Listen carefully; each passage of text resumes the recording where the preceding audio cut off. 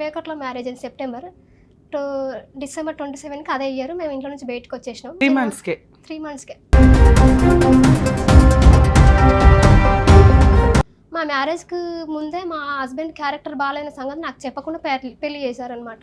నా second marriage, ఆయనది second marriage.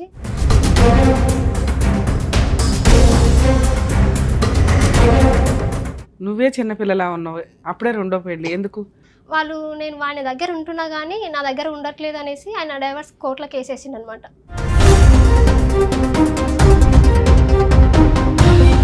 మా మ్యారేజ్కి మేము మ్యారేజ్ చేసుకునే టైంకి వాళ్ళ మా మామయ్య గారికి ఇష్టం లేదనమాట నన్ను చేసుకోవడం. మా మామయ్య వేరే ఆమెతోని 20 years నుంచి అక్కడే ఉంటున్నాడు, వేరే ఆమె దగ్గర ఉంటున్నాడు.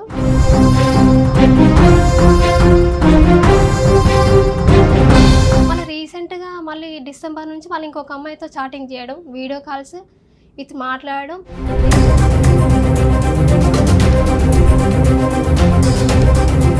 మీ ఆయన ఏం సంపాదిస్తాడు మరి?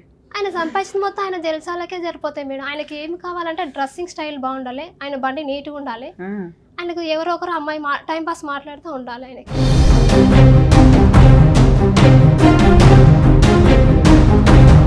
నేను కనీసం మీరు ఆయన పొమ్మని చెప్పినా కానీ మీరు కనీసం ఎందుకని కూడా మీరు అడగట్లేదు కదా అనేసి ఏడ్చారు.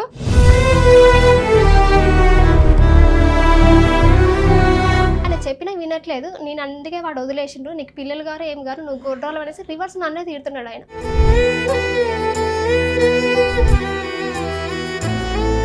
జనవరి 2కి మళ్ళీ అమ్మాయికి ఫోన్ చేసి వీడియో కాల్స్ మాట్లాడడం. ఏ అమ్మాయి? వేరే అమ్మాయితో మాట్లాడు. ఈ 4 సంవత్సరాల్లో మళ్ళీ ఇంకా అమ్మాయిలు ఉన్నారా? ఎంతమంది?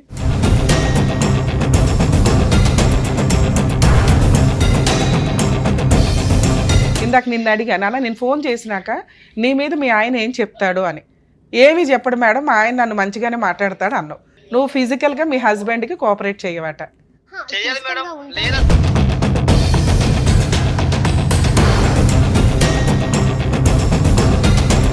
ఆ అమ్మాయి 2 ఎలిగేషన్స్ వేస్తుంది, ఈయనకి ఎక్స్ట్రా మ్యారిటల్ అఫైర్స్ ఉన్నాయండి, ఎప్పుడు ఎవరో ఒకరితో తిరుగుతానే ఉంటాడు అని. ఇక్కడ నుంచి బాగా చూసుకుంటావా అమ్మాయిని? ఈసారి మేము మా సుమన్ టీవీయే ఉంటుంది అమ్మాయి వెనకాల.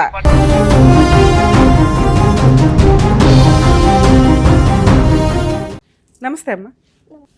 నాకు 2021లో మ్యారేజ్ అయింది. 21లో మ్యారేజ్ అయింది సెప్టెంబర్ టు డిసెంబర్ 27కి అదే ఇయర్ మేము ఇంట్లో నుంచి బయటకు వచ్చేసినాం. రీజన్ ఏంటంటే మా మ్యారేజ్ 3 monthsకే అలా మా హస్బెండ్ వాళ్ళ తమ్ముడు ఉంటాడు, వాళ్ళ తమ్ముడు మా మ్యారేజ్ అయిన 3 times-లోనే, మ్యారేజ్ అయిన 2 months-లోనే 3 times ఇంట్లో నుంచి బయటికి అనేసి వాళ్ళ అన్నని అన్నాడు అనమాట. ఏది? ఓకే, మీ మరిది. మా మరిది మా అన్న అలా మా ఆయన అన్నాడు. అట్లా 2 times 3 times చూసిన. ఎందుకు అంటే ఆ ఇల్లు ఎవరిది? మా అత్తమ్మ వాళ్ళదే. మీ అత్తగారి. ఎంతమంది పిల్లలు వాళ్ళకి? 2 అబ్బాయిలు, ఒక అమ్మాయి. అమ్మాయి మ్యారేజ్ అయిపోయింది, తన బయట ఉంటుంది. మా మరిదికి మ్యారేజ్ అవ్వలేదు. 2 కొడుకులు, నువ్వు, మీ అత్త మామ ఆ ఇంట్లో ఉంటారు. సో నీకు కొత్తగా మ్యారేజ్ అయిందా, ఆ ఇంట్లోకి ఎంటర్ అయ్యావు. మొత్తం మీ 5గురు ఉంటారు ఇంట్లో కదా. మా ఇల్లు మీ అత్త మామది కదా. సో మీ హస్బెండ్ ఏం పని చేస్తారు, మీరేం పని చేస్తారు? ఆయన మేస్త్రి వర్క్ చేస్తారు, నేను ఇంట్లోనే ఉండేదాన్ని. సో మరి మీ ఆయన సంపాదించింది కూడా ఇంటికి తీసుకెళ్ళి ఇస్తాడుగా. అంటే మా ఆయన వర్క్ చేసింది ఆయన ఇంట్లో అంటే కంటిన్యూస్ వర్క్ చేయడు, పొలం పని చేస్తారు వాళ్ళు. ఒకవేళ వర్క్ ఉంటే వెళ్ళిపోతే లేదంటే చేయడు అనమాట. దాని తర్వాత ఆయన ఇంట్లో నుంచి పొమ్మని చెప్తున్నాడు అనేసి నా ఫోర్స్తోనే ఆయన ఎందుకు అట్లా చెప్తున్నాడు అనేసి మేము ఊరు నుంచి బయటకు వచ్చేసినాం, ఊరు నుంచి సిటీకి వచ్చేసినాము. వచ్చేసినాక ఒక 2 years ఉన్నాము. తర్వాత మా అత్తమ్మకి హెల్త్ బాగాలేనేసి వాళ్ళు రమ్మని చెప్పారు అనమాట. ఊరికి వెళ్ళాము. మా మ్యారేజ్కి ముందే మా హస్బెండ్ క్యారెక్టర్ బాగాలేని సంగతి నాకు చెప్పకుండా పెళ్లి చేశారనమాట. ఆయన ఊర్లో. మీరు ఎంతమంది? మీ నాన్నగారు ఏం చేస్తారు? మా నాన్నగారు రీసెంట్గా 6 months బ్యాక్ చనిపోయారు. మేము 3 అక్కజనాలు, ఒక అన్న అనమాట. ఏమైనా చదువుకున్నావు తల్లి నువ్వు? నేను 10th చదివాను, క్లినిక్లో వర్క్ చేస్తాను. మా హస్బెండ్ వచ్చేసి ఆయనకు పెళ్లికి ముందే వర్క్ అసలు ఆ క్యారెక్టర్ బాగాలేదంట. ఆ విషయం నాకు చెప్పకుండా చేశారు. ఫస్ట్ నా సెకండ్ మ్యారేజ్, ఆయనది సెకండ్ మ్యారేజ్. ఆమె మా ఇంటి పక్కనే, మా అత్తమ్మ వాళ్ళ ఇంటి పక్కనే వేరే ఆమెతో రిలేషన్ నుండి వాళ్ళ ఇంటి నుంచి వర్క్. సెకండ్ మ్యారేజ్ లా నువ్వే చిన్నపిల్లలా ఉన్నావు, అప్పుడే రెండో పెళ్ళి ఎందుకు? ఫస్ట్ మ్యారేజ్ ఏమైంది, ఎప్పుడైంది? 2014లో అయ్యింది మ్యారేజ్. వాళ్ళు నేను వాడి దగ్గర ఉంటున్నా కానీ నా దగ్గర ఉండట్లేదు అనేసి ఆయన డైవర్స్ కోర్టులో కేసేసిండు అనమాట. మీ వయసు ఎంతమ్మా ఇప్పుడు? 30 years. 10 years బ్యాక్ అంటే 20 years ఫస్ట్ మ్యారేజ్ అయింది. నువ్వు అక్కడ సరిగ్గా కాపురానికి వెళ్ళలేదని అతను డైవర్స్ ఇచ్చేసాడు. నేను ఉన్నాను అక్కడ స్టిల్. మా మ్యారేజ్కి మేము మ్యారేజ్ చేసుకునే టైంకి వాళ్ళ మామయ్య గారికి ఇష్టం లేదనమాట నన్ను చేసుకోవడం. మా మామయ్య వేరే ఆమెతోని 20 years నుంచి అక్కడే ఉంటున్నాడు, వేరే ఆమె దగ్గర ఉంటున్నాడు. నన్ను చేసుకోవడం ఇష్టం లేదనేసి ఆయన వేరే పుల్లలు పెట్టడం, నన్ను ఇష్టం వచ్చినట్టుగా ఎన్ని మాట్లాడుతున్నా. సంవత్సరాలకు విడాకులు అయిపోయింది అక్కడ? 2014లో మ్యారేజ్ అయింది, 2019లో డైవర్స్ అయింది. Okay, 2 5 years years. కలిసి ఉన్నాం. ఓకే, 19లో ఇక్కడ డైవర్స్ అయిన 2 years కి ఈ పెళ్లి చేసుకున్నావు నువ్వు. ఆ. ఓకే అమ్మా. అయితే తర్వాత ఇతని పరిస్థితి ఏంటి? ఈయన పరిస్థితి క్యారెక్టర్ ఒక సాగర స్టిల్ ఫస్ట్ వైఫ్ ఎందుకు వెళ్ళిపోయింది? ఫస్ట్ వైఫ్ తో పిల్లలు ఉన్నారా? లేరు మేడం. ఫస్ట్ వైఫ్ కు ఆమె క్యాన్సర్ వచ్చి ఆమె చనిపోయిందంట. ఓకే. అయితే ఆమె ఈయన మ్యారేజ్ ముందు ఒక ఆమెతో అంటే పక్కన ఉండేవాడు. ఆమెతో వాళ్ళ ఇంట్లోనే వర్క్ చేసి వాళ్ళతోనే ఉండేవాడు. వాళ్ళు ఈయనను వచ్చి వీళ్ళ పెళ్లికి ఒప్పుకోవట్లేదు అనేసి వాళ్ళ అమ్మాయి వాళ్ళ పేరెంట్స్ వచ్చి వీళ్ళని కొట్టారంట అనమాట. కొడితే తర్వాత సంథింగ్ వీళ్ళకి కొంచెం రాషెస్ వచ్చి నేను ఒప్పుకోను అనేసి అంటే వాళ్ళ అమ్మాయికి వేరే మ్యారేజ్ చేసిండ్రు. ఈయన మళ్ళీ తర్వాత కొన్ని రోజుల తర్వాత వేరే బ్యాన్ వాంచుతాడు. ఈయన బ్యాన్ వాంచడానికి అని పోతే అక్కడ ఒక అమ్మాయిని చూసి నేను అమ్మాయిని పెళ్లి చేసుకోవాలనేసి అమ్మాయిని ఇంటి వరకు తీసుకొచ్చారంట. తీసుకొచ్చాక అది ఏదో సంథింగ్ ఏమైందో తెలియదు, అది బ్రేక్ అయిందంట. ఈయన ఒక ఆంజనేయ మాల వేసుకున్నాడంట కొన్ని రోజుల తర్వాత. ఆ మాల వేసుకున్నాక ఒక అమ్మాయిని తీసుకొని పోతే వాళ్ళు వచ్చి వీళ్ళ ఇంటి మీదకి వచ్చి కొట్టారంట. ఇలా పేరెంట్స్ని ఇట్లా ఊర్లో ఇష్యూ అయిందంట. దానికన్నా మళ్ళీ అది జరిగిన తర్వాత ఒక అమ్మాయిని మ్యారేజ్ చేసుకున్నాడు మధ్యలో పెళ్లి చేసుకున్నాక ఆ పెళ్లి లవ్ చేసిన అమ్మాయిని పెళ్లి చేసుకోలేదు ఆయన.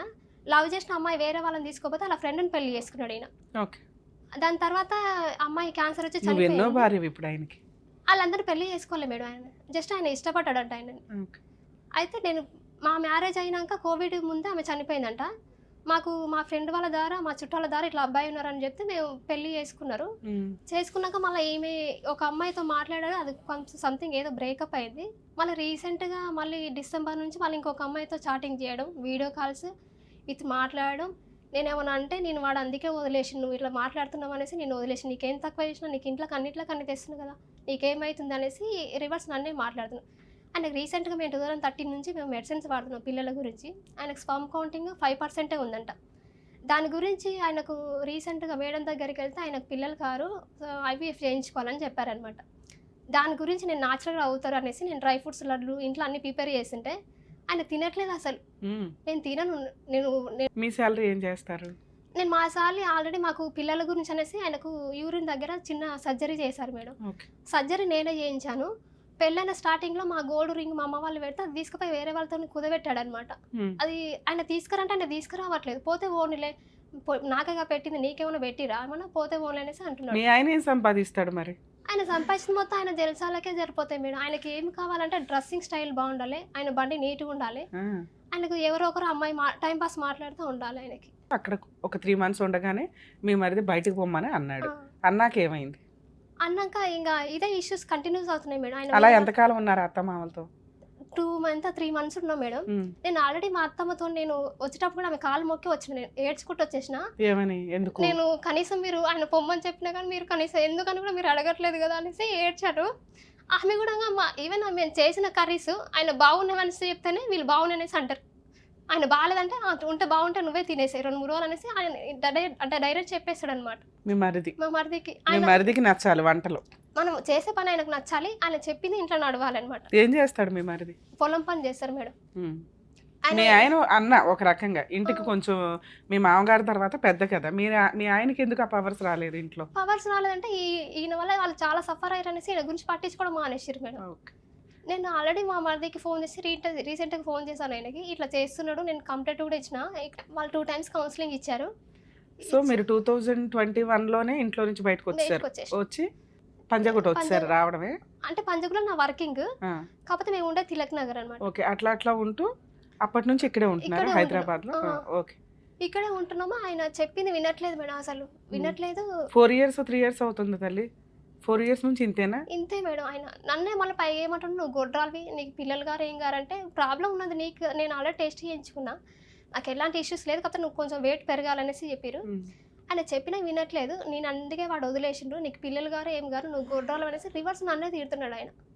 డాక్టర్స్ చెప్పుంటారు కదా తల్లి ఎవరిది ప్రాబ్లం ఏంటి అని. చెప్పారు మేడం, రిపోర్ట్స్ కూడా ఉన్నాయి ఆల్రెడీ, అన్నీ ఉన్నాయి.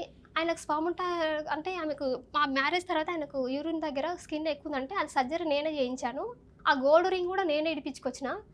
ఇవి చిన్న చిన్న అప్పులు నేనే కడుతున్నా కానీ ఆయనకు నీకు వచ్చే 14,000 ఇన్ని మెయింటైన్ చేస్తున్నావా? అంటే ఎప్పుడు కాదు, 6 months కోసారి అట్లా. పోన్లేమ్మా, అట్లీస్ట్ దాచి ₹1 మీ ఆయనకి డ్రై ఫ్రూట్స్ లడ్డూలో హెల్దీ ఫుడ్ రెడీ చేస్తున్నావు, పిల్లలు పుట్టాలన్న ఉద్దేశంతో.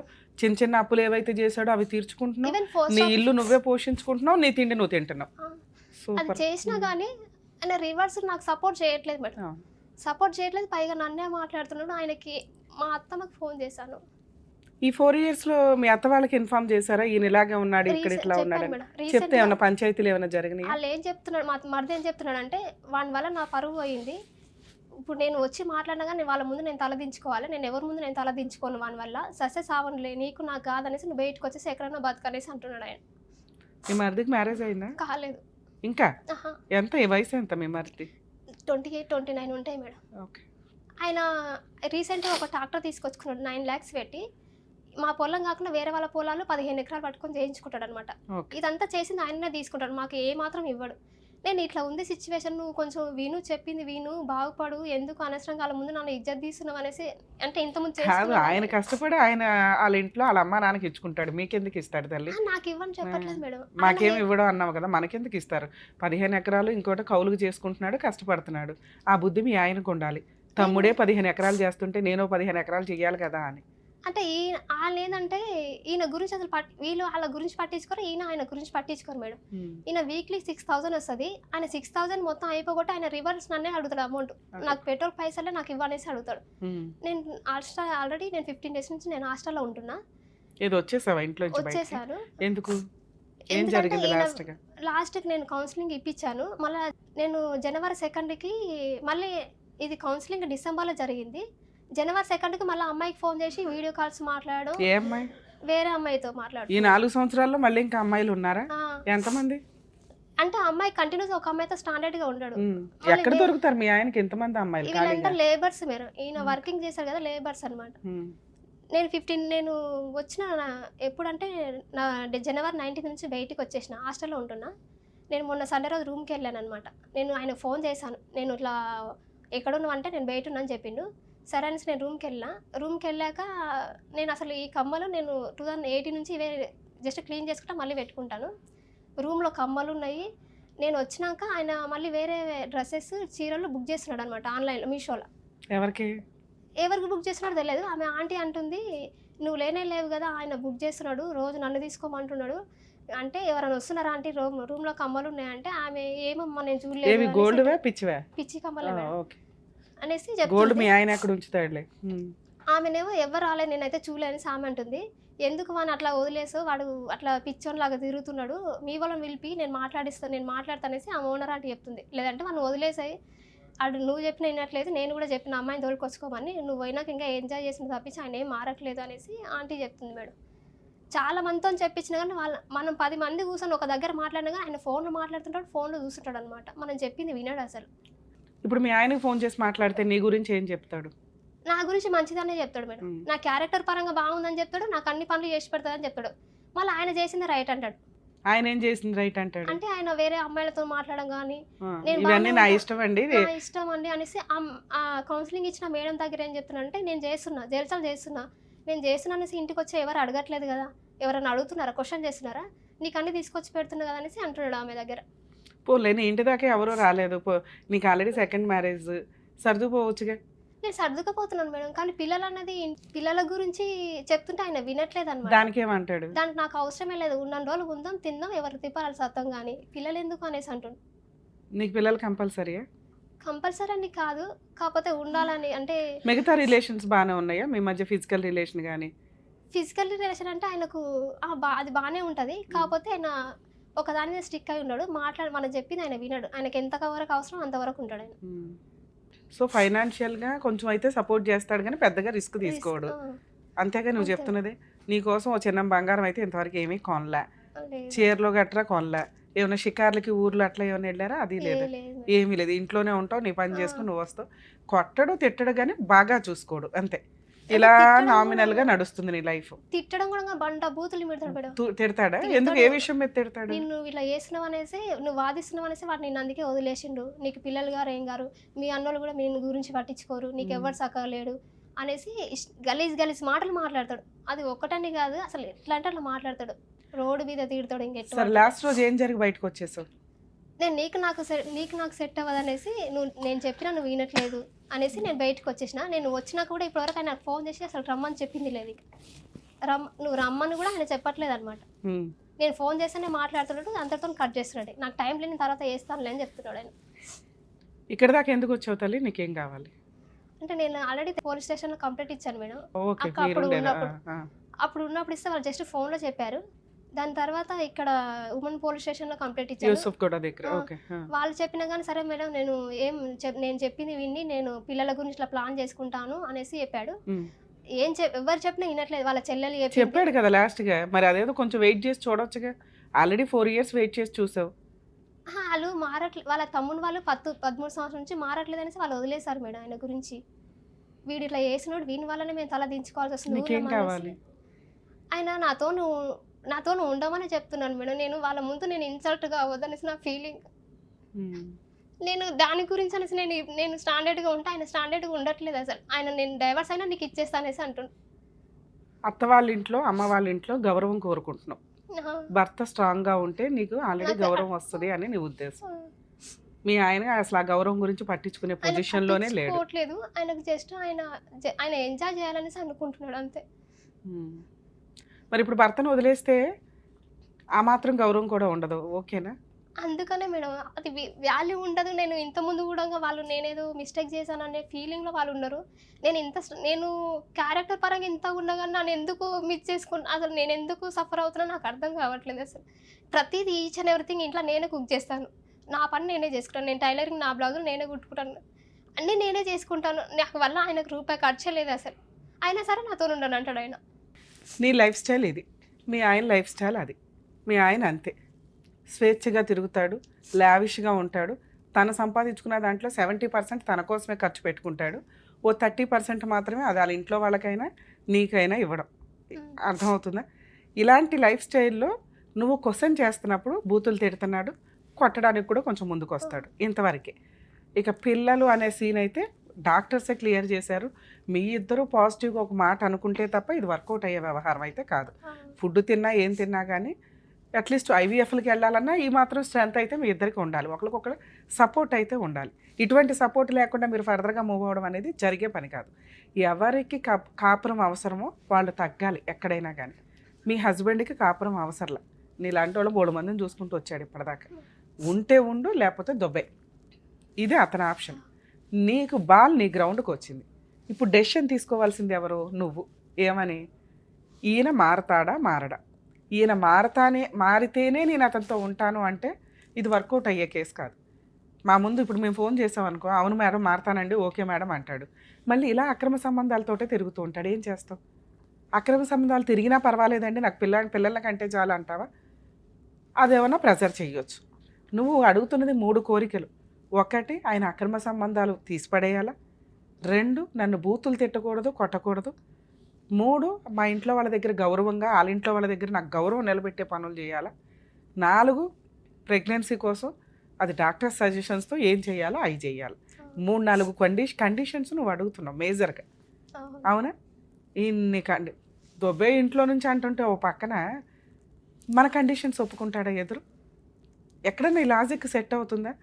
ఉంటే ఉండు, లేకపోతే దొబ్బే. ఎవరైతే కాపురం కావాలి అని మీ ఆయన ముందుకు వస్తాడు, అమ్మో నా భార్య నన్ను వదిలేస్తే నేను ఎలా బతకాలి, ఆల్రెడీ 2nd మ్యారేజ్, వదిలేస్తే నా మీద కేసులు వేస్తుంది అనే భయం ఉన్న వ్యక్తి నువ్వు ఇట్లా అలిగి బయటకు వచ్చినప్పుడు వెంటనే నీకు ఫోన్ చేయడమో, పెద్ద మనుషులు పంచాయతీ పెట్టడమో, మీ ఇంట్లో వాళ్ళతో మాట్లాడడమో ఇలా ఏదో చేస్తాడు. ఇవేవి మీ ఆయన చేయలే నాకు తెలుసు.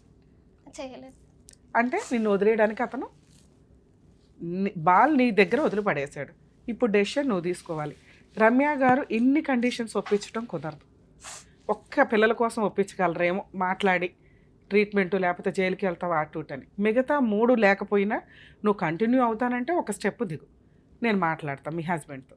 లేదు మేడం ఇవన్నీ మారాలి అంటే అది జరిగే పని కాదు. ఇప్పుడు నువ్వు చెప్తున్నవన్నీ కూడా మీ హస్బెండ్ యొక్క సహజ లక్షణాలు.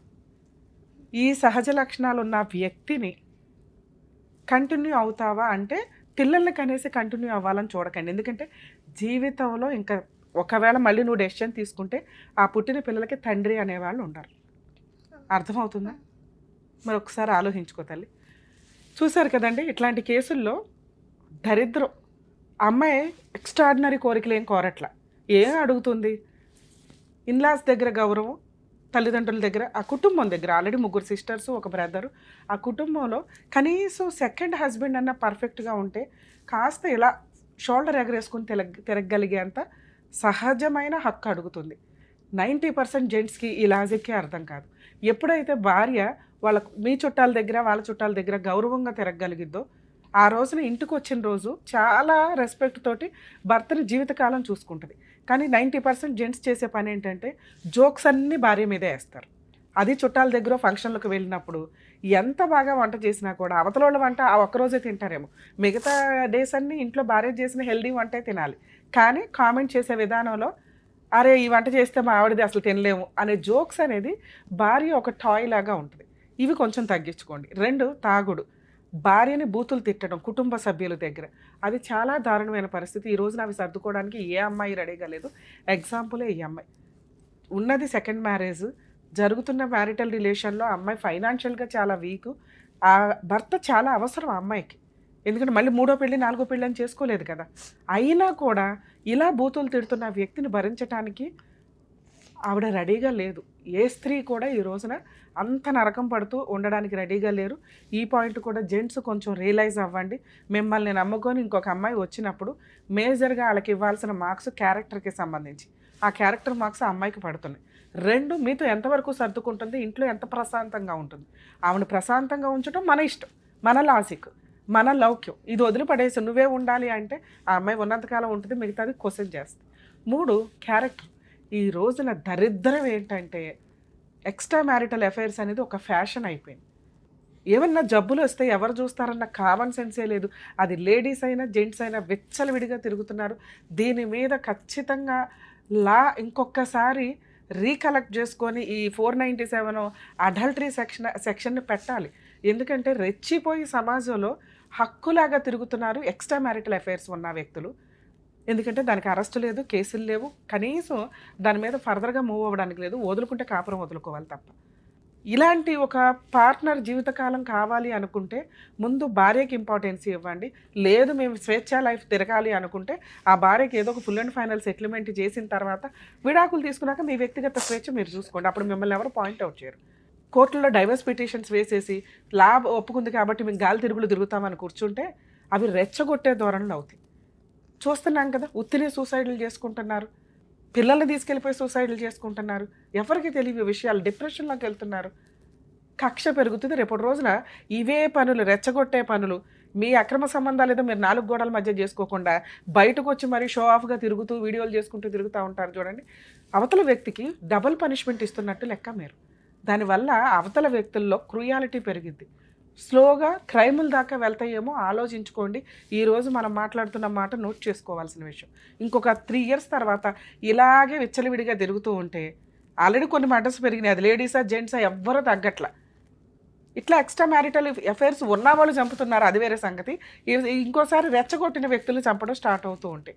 కొంచెం వీటి మీద గవర్నమెంట్ కానీ లీగల్ డిపార్ట్మెంట్స్ కానీ ఒక కన్నేసి అబ్జర్వ్ చేస్తే, ఎందుకంటే ఒక చట్టం ఎప్పుడు మార్పు చెందుతూ ఉంటుందంటే రిపీటెడ్గా దానికి సంబంధించి ఇన్సిడెంట్లు జరుగుతుంటే ఓకే ఇది మిస్యూజ్ అవుతుంది, తీద్దాం, కొంతకాలం పక్కన పెడదాం, లేదా కొన్ని రిలాక్సేషన్స్ ఇద్దాం, లేదా ఇట్లాంటి ఇన్సిడెంట్లు రిపీటెడ్గా జరుగుతుంటే చట్టం తీసుకొద్దాం, కొత్త యాక్ట్లు తీసుకొద్దాం, కొత్త సెక్షన్ ఇంప్లిమెంట్ చేద్దాము అని చెప్పి రియలైజ్ అవుతూ ఉంటారు. అమెండ్మెంట్స్ ఎప్పుడు జరుగుతాయి, లా అండ్ ఆర్డర్ ఎప్పుడు ఒకేలాగా ఉండదు.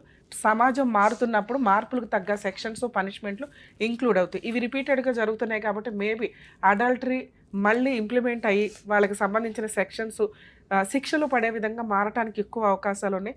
ఇప్పటి నుంచే జాగ్రత్త పడండి ఎక్స్ట్రా మ్యారిటల్ అఫైర్స్ పెట్టుకోకుండా. ఇంకా నెక్స్ట్ పాయింట్ హెల్త్కి సంబంధించి. కర్మ ఏంటంటే పెళ్ళప్పుడు బేసిక్ అడగాల్సినది వాళ్ళ జాబు, తర్వాత శాలరీలు ఏం చేస్తారు, వాళ్ళకున్న ప్రాపర్టీలే కాదు, హెల్త్ గురించి కనుక్కోవాల్సిన అవసరం ఈ రోజున ఎంతైనా ఉంది. ఇక్కడ మాత్రం దయచేసి ఎవరు కూడా మొహమాట పడకండి. అది ఫస్ట్ మ్యారేజ్ అయినా సెకండ్ మ్యారేజ్ అయినా ఫిజికల్గా ఫిట్టా కాదా ఇది తెలుసుకోవాల్సిన అవసరం ఖచ్చితంగా. అది మీ రైట్, అది మీరు అట్లాగే మెడికల్ ఇవ్వాలి. ఎందుకంటే కొంతమందికి కిడ్నీలు పనిచేయట్లే, కొంతమందికి ఆల్రెడీ ఏవేవో ఆపరేషన్లు అయ్యి ఉంటాయి, కొంతమందికి ప్రెగ్నెన్సీ. ఇప్పుడు అమ్మాయి ఏదైతే బాధపడుతుందో ఈ విషయం మీద ఆల్రెడీ తెలుసు. కొంతమంది అసలు సెక్స్కే పనికిరారు.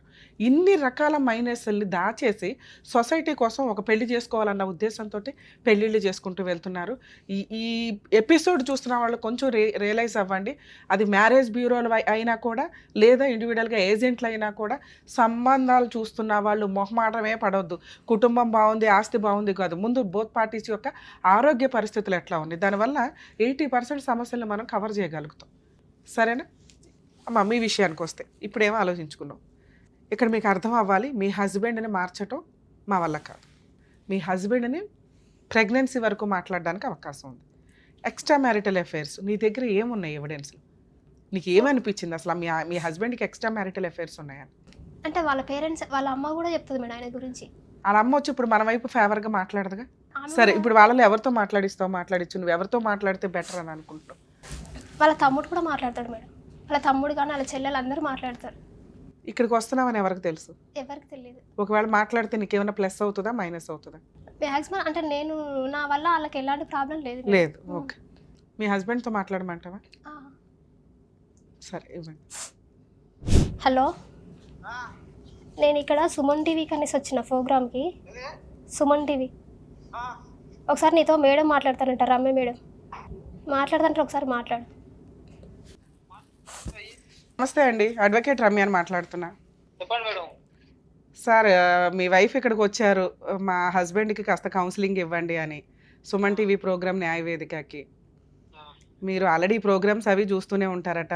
ఆవిడేమో మీరంటే ఇష్టపడుతుంది, మీరు లేకుండా ఉండలేని అంటుంది. ఆవిడ కాకపోతే ఒక 2-3 ఎలిగేషన్స్ చెప్తుంది. కొంచెం ఎక్స్ట్రా మ్యారిటల్ అఫైర్స్ ఎక్కువ అండి, బూతులు తిడతారు, ప్రెగ్నెన్సీకి కొంచెం సపోర్ట్ చేయాలి కదా హాస్పిటల్కి వెళ్ళడానికి అని. చాలా సింపుల్ విషయాలు. ఇద్దరికి సెకండ్ మ్యారేజ్, మిమ్మల్ని నమ్ముకొని ఒక అమ్మాయి మీ ఇంట్లోకి వచ్చింది. ఏం చేద్దాం? వీటి గురించి మీరేం చెప్తారు చెప్పండి సార్. నేను చెప్పాల్సిన మేడం, ఇప్పుడు ఇవన్నీ ఇంతకుముందు అక్కడ ఇక్కడ వాళ్ళకు వీళ్ళకి అని చెప్పేసి చెప్తుంది. అవన్నీ ఇప్పుడు ఆమె ఇప్పటికి 12 days 15 days అవుతుంది ఇప్పుడు పోయి ఆమె. అవును, మరి మీరేమన్నా ట్రై చేశారా మీ భార్య కోసం? అంటే మా ఇంట్లో కూర్చొని నా దగ్గర మేము కలిసిమెలిసి కూర్చొని ఇట్లా కాదు, ఇది తప్పు జరిగింది, దాన్ని సరిదిద్దుకొని కలిసిమెలిసి ఉండాలని చెప్పేసి నేను ఆశిస్తున్నాను మేడం. ఇప్పుడే కలిసి సూపర్, పోయినప్పటి నుంచి అదే చెప్తాను నేను. మంచి మాట సార్. ఇప్పుడు యాక్చువల్గా మీ తరపున మాట్లాడడానికి ఎవరున్నారు? మీ అమ్మా నాన్న మాట్లాడరు, మీ తమ్ముడే మిమ్మల్ని ఇంట్లో నుంచి వెళ్ళిపోండి అన్నారు. ఎందుకు వీళ్ళందరూ మిమ్మల్ని అసహించుకునే స్టేజ్లో ఎందుకున్నారు మీరు? మేడం, ఇంతకుముందు జరిగిన దాంట్లో గురించి వాళ్ళ కోపం ఉందా లేదా అవన్నీ తర్వాత మొత్తం సాల్వ్ అయిపోయింది మేడం. ఇంతకుముందు మరి ఎవరు మాట్లాడతారు? మీ తరపున ఎవరు మాట్లాడతారో చెప్పండి. మీరే మాట్లాడతానంటే ప్రాబ్లం సాల్వ్ అవ్వట్లేదు కదా. అసలు అమ్మాయి పోలీస్ స్టేషన్లో చుట్టూ ఎందుకు వెళ్ళాలి సార్? మీరు ఎంత చక్కగా మాట్లాడారు మేడం, మేమిద్దరం కూర్చొని మాట్లాడుకుంటే అయిపోతుంది అనటానికి. ఇప్పటికి 4 సంవత్సరాల నుంచి కూర్చుందట మీ దగ్గరే, మీ మాటలే వింటుంది. మీరు లేకపోతే అమ్మాయికి జీవితం లేదు. అలానే ఒక ఆడపిల్లని మనం అట్లా ఆడుకోలేం కదా.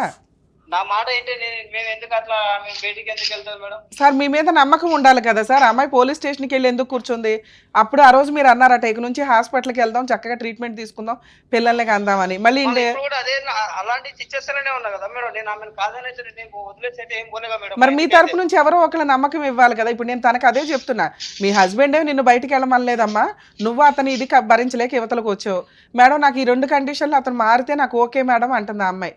అదే మేడం, ఇప్పుడు ఆమె ఆల్రెడీ నా నుంచి ఎవరు సపోర్ట్ లేకున్నా నేను సపోర్ట్, ఆమెకి నాకు సపోర్ట్. Super sir. దేవేంద్ర గారు, మీరు ఇక్కడ ఉన్నా లేకపోయినా నేను అమ్మాయితో మీ తరపునే మాట్లాడా. మీకుండే ప్రాబ్లమ్స్ మీకు ఉంటాయి, కానీ ఒక స్త్రీగా ఒక భార్యగా అమ్మాయి మిమ్మల్ని ఏం అడుగుతుందంటే 2 కండిషన్లు. ఒకటి, ఆయన ఎక్స్ట్రా మ్యారిటల్ అఫైర్స్ తిరగకూడదు. దానికో మీరు అద్భుతమైన సజెషన్ ఇస్తున్నారట, నేను బయట తిరుగుతున్నాను ఎవరన్నా వచ్చి ఇంటికి వచ్చి అడిగారా అని. అలా కుదురుతుందా సార్? మీరు ఎక్కడన్నా తిరిగేస్తే తన భర్త తనకే సొంతంగా ఉండాలి కదా. నేను అలా చేయాలంటే నాకు సెకండ్ మ్యారేజ్ అవసరం లేదు మేడం. సో మీకేమీ ఎక్స్ట్రా మ్యారిటల్ అఫైర్స్ లేవు అంటున్నారు మీరు. నేను చేయాలనుకుంటే మ్యారేజ్ చేసుకో. అరే బాయ్, నేను అడిగిన దానికి చెప్పవయ్యా ఫస్ట్, ఉందా లేదా? ఇప్పుడు నాకు అవన్నీ ఏమి లేవు మేడం. లేవు. నన్ను వింటున్నావు కదా, మీ హస్బెండ్ ఒప్పుకుంటున్నారు నాకు ఏ సంబంధాలు లేవని. ఉంటే ఈసారి మాకు చెప్పు మేడం. మా అమ్మ వాళ్ళు పెట్టేలే, నాకు వీళ్ళు పెట్టేది. ఆమెకి నేను, నాకు ఆమెకి నేను, అంతే తప్ప నాకు వేరే వాళ్ళ మాకు ఏం అవసరం చెప్పు. సూపర్. అసలు మీరు ఇక్కడ ఉంటే ఇద్దరికి కౌన్సిలింగ్ ఇచ్చి పంపించేసే వాళ్ళం. ఆ అమ్మాయి అడుగుతున్నది ఇంకొకటి సార్.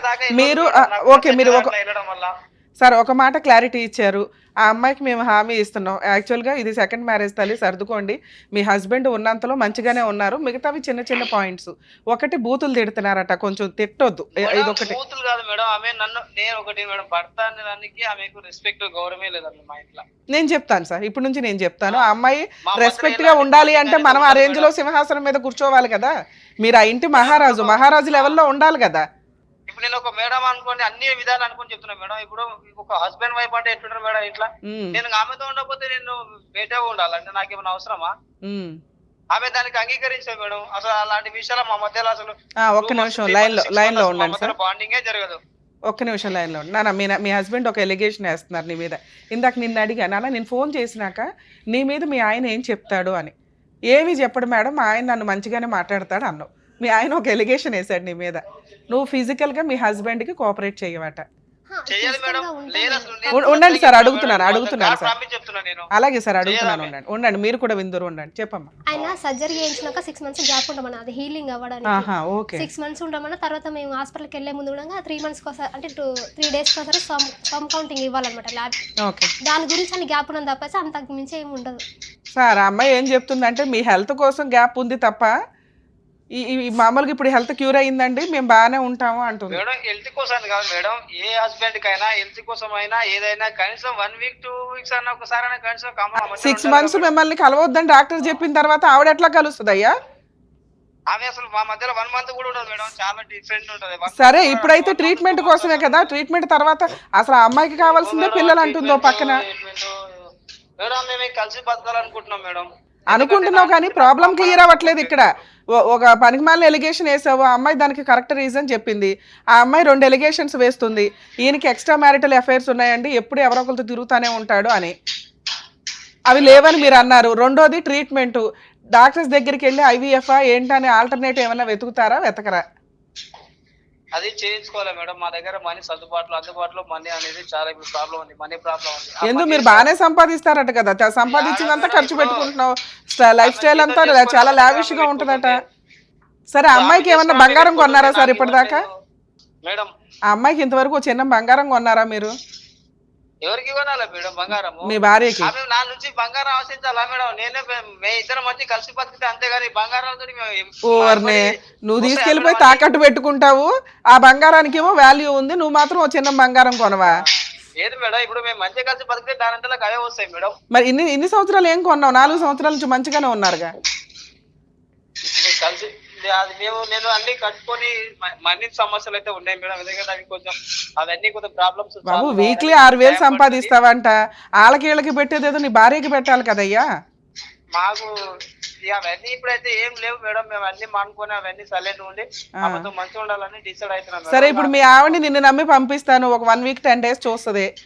నువ్వు చెప్పిన మాటలన్నీ ఇంప్లిమెంట్ చేస్తావా మేడం? 1 week టైం 10 days ఉండాలా మేడం? నేను ఇప్పటికే 12 days అవుతుంది.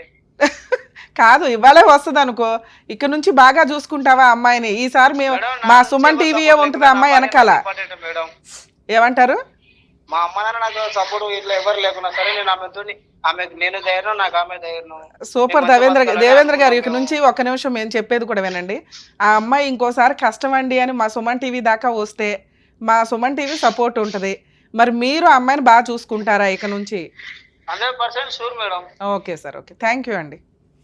నాన్న, మీ హస్బెండ్తో మాట్లాడాం కదా. మీ హస్బెండ్కి నువ్వు తప్ప గతి అయితే లేరు, కానీ నీకు ఇంకా ఛాన్స్ ఉంది. ఆలోచించుకో. ఆ వ్యక్తి వల్ల నీకు కష్టం అనేది ఒక 20-30%. సుఖం అయితే లేదు. ఓకే, సుఖం కావాలి అనుకుంటే ఇటు నుంచి ఇటే లీగల్గా వెళ్ళిపో, వదిలించుకో. యూజే లేదు అని అనుకుంటే అతని తరపున మాట్లాడడానికి ఎవరూ లేరు. నువ్వు ఇలా వదిలేస్తే మళ్ళీ కుక్కలు చింపిరిస్తారులాగా ఇంక అమ్మాయిలతో తిరుగుతూనే ఉంటాడు. ఏ హెల్త్ ప్రాబ్లం వస్తుందో ఆ తమ్ముడు పట్టించుకోరు, అమ్మా నాన్న పట్టించుకోరు. నీ వాల్యూ అతనికి తెలుసు, కానీ దాన్ని ఇంప్లిమెంట్ చేయలేకపోతున్నాడు. అంత మెచ్యూరిటీ లెవెల్స్ లేవు. ఇక భార్య నన్ను వదిలేస్తే అట్లా ఇప్పుడు 19 days ఉండలేకపోతున్నాడు. అర్థమవుతుందా? ఇంకో 2 నెలలు ఉన్నాడు అంటేనే ఆయనకి పిచ్చెక్కిపోద్ది ఒక రకంగా. నువ్వు అలవాటు అయిపోయావు అతనికి. కానీ ఎంత తగ్గాలి, ఆవిడ కోసం ఎంత మారాలి అని తెలియట్లేదు అతనికి. అర్థమవుతుందా? నీకు మెచ్యూరిటీ లెవెల్స్ ఉంటే ఇన్ని సంవత్సరాలు చూశాను కదా, ఇంకొక 6 నెలలు చూద్దాం, అని అనుకో. ఓకే, నువ్వు వెళ్తే ఈ 1 వీక్లో వెళ్తావో, మా టీం నీకు హెల్ప్గా ఉంది అని అనుకో. ఓకే, ఎందుకంటే ఆ మాట గట్టిగా చెప్పావు నీకు, మీ హస్బెండ్కి కూడా.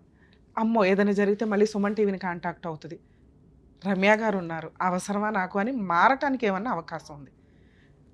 డబ్బులా పెద్దగా ఏమి సంపాదించట్లా, ట్రీట్మెంట్ ఐవీఎఫ్ఎల్కి వెళ్ళే అంత సీన్ అయితే లేదు.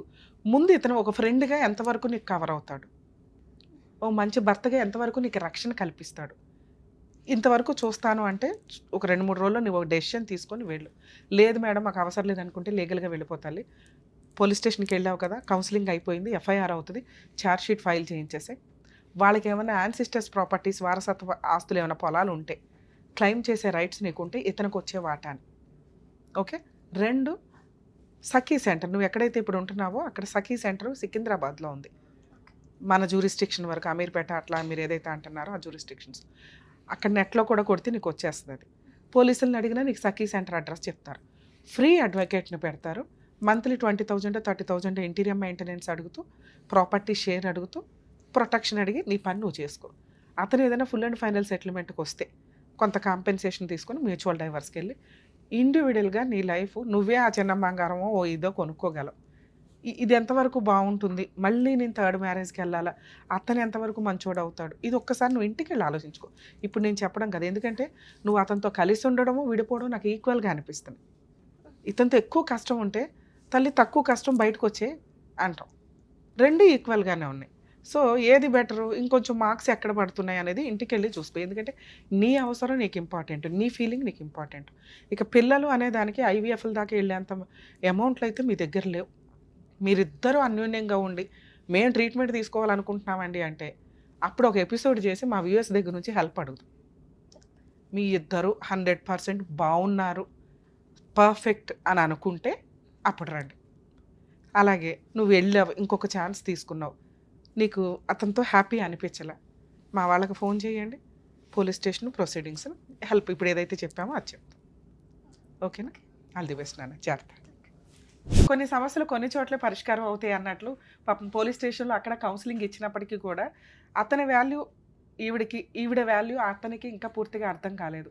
మనవంతు ప్రయత్నం మనం చేసాం, వాళ్ళు సక్సెస్ఫుల్గా వాళ్ళ మ్యారిటల్ రిలేషన్ కంటిన్యూ చేస్తారని ఆశిద్దాం. Thank you.